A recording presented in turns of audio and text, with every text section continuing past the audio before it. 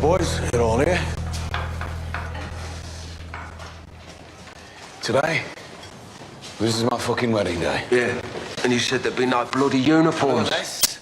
Nevertheless, John, despite the bad blood, I'll have none of it on my carpet. Now, for Grace's sake, nothing will go wrong. Those bastards out there are her family. And if you fuckers do anything to embarrass her, your kin, your cousins, your horses, your fucking kids, you do anything Tom. to... What? What about Snow? Yeah, they're women of sports, I'll say that. No.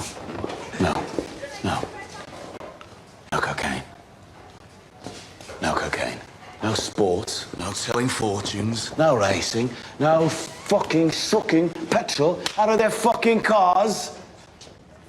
And you, Charlie, stop spinning yarns about me, eh? Oh, I'm just trying to sell you to them, Tom.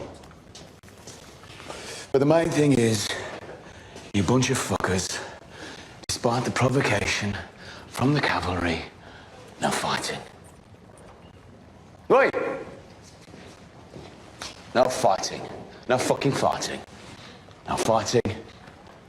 No fucking fighting! Good.